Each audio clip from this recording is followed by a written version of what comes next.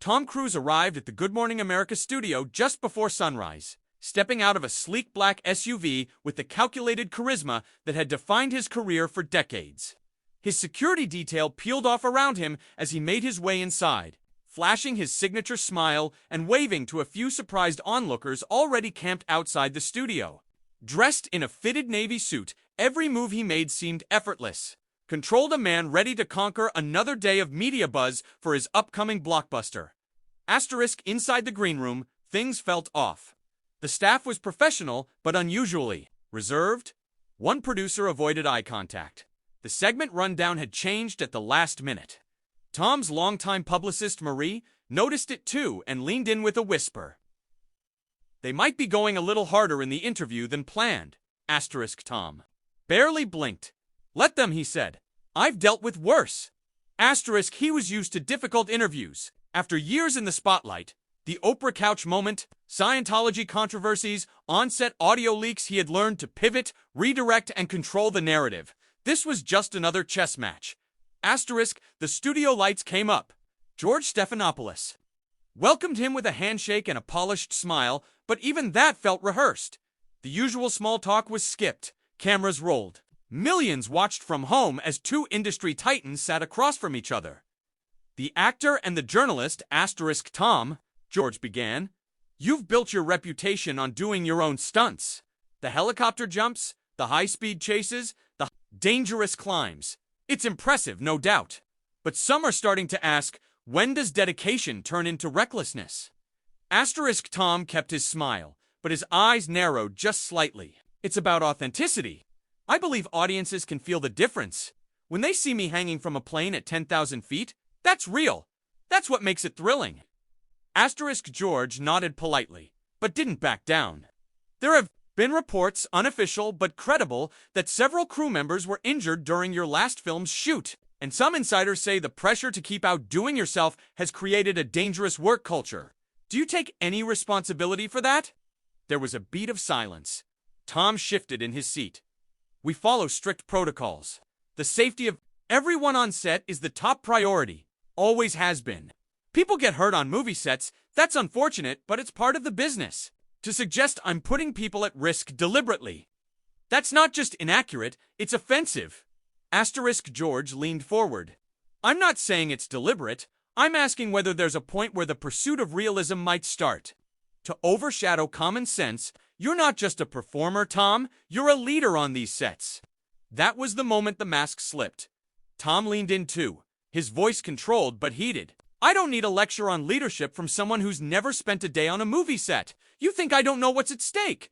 Every day I put my body on the line, not for ego, but for the art, for the audience. You sit here, behind a desk, and question that?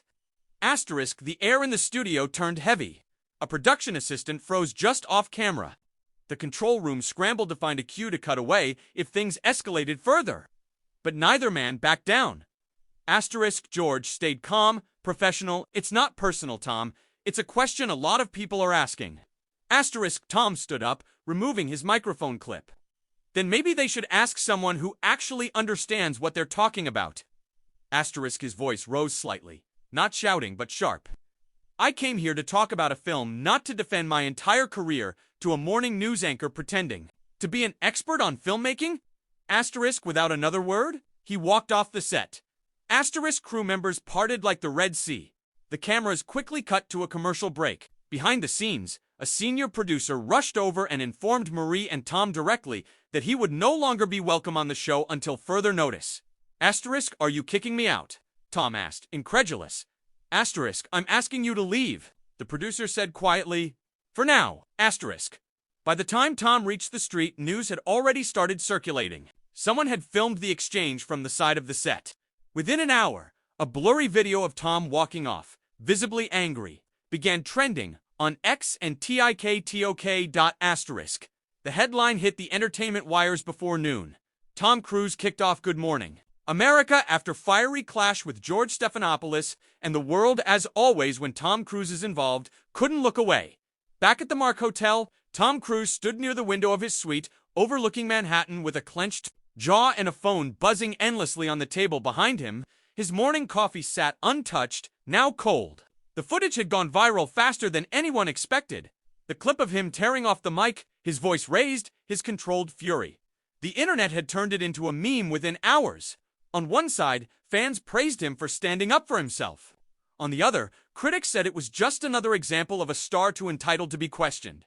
His publicist, Marie, sat on the velvet couch, phone in hand, juggling damage control with studio calls. ABC is playing it cool publicly, but internally it's messy, she said. They're pissed. They say it wasn't supposed to go that way. Tom didn't turn around. Wasn't supposed to. That entire interview was a setup. They brought me in to talk about a movie and ambushed me with half-baked accusations. Marie sighed. That's what morning TV does, Tom. They're not film critics, they're headline chasers. I give them headlines, he muttered. She looked up. Well, you gave them a hell of one this morning. Meanwhile, at the Good Morning America studios, George Stephanopoulos sat in his office reviewing the unedited footage. He had seen the trending hashtags, #CruiseMeltdown, #TeamGeorge, #Mission Impossible interview. He wasn't gloating. George had done this long enough to know that these moments come with fallout and not always for the person who loses their temper. There were already murmurs at the network about whether his tone had crossed a line. A senior executive knocked and poked his head in. Legal says we're fine, but PR wants you to avoid fueling it further. No interviews, no comments. Let it cool down. George nodded silently. He wasn't worried about his job, not yet, but he knew what this meant. His name would be tied to Tom Cruise for the next news cycle, maybe longer. Back online, the debate was raging. Influencers, pop culture YouTubers, and morning radio hosts were dissecting the interview frame by frame. Entertainment Tonight ran a segment titled, When Celebrities Snap, What Really Happened Between Cruise and Stephanopoulos? Then came, The Leaks, a podcast specializing in Hollywood behind-the-scenes gossip dropped a bombshell. An anonymous stunt coordinator claimed that one of Tom's recent films had several near misses, and that some crew members were pressured to stay silent. This guy's a legend. No doubt, the voice said, but he's addicted to danger. And when you're the star and producer, no one's gonna stop you. That only poured gasoline on the fire.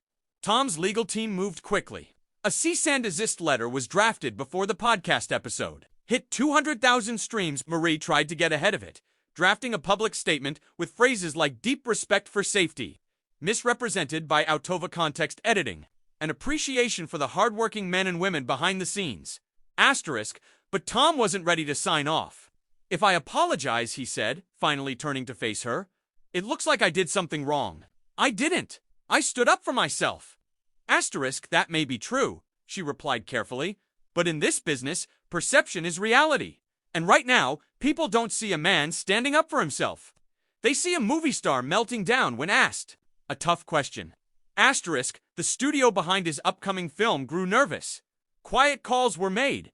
One executive suggested pushing back the press tour. Another floated the idea of a joint photo op between Tom and George. Something staged, something smiling. Tom refused. I'm not going to fake smile for cameras next to a guy who ambushed me. The weekend came. Comedians roasted him on Late Night. A sketch on Saturday Night Live exaggerated the incident, portraying Tom as a hyperactive, paranoid daredevil who thought George was a secret agent sent to sabotage his career. The audience laughed. Tom didn't. But amid the backlash, something strange happened. The Mission Impossible trailer, which had dropped just days before the interview, began gaining serious traction. Views skyrocketed. Comments were flooded.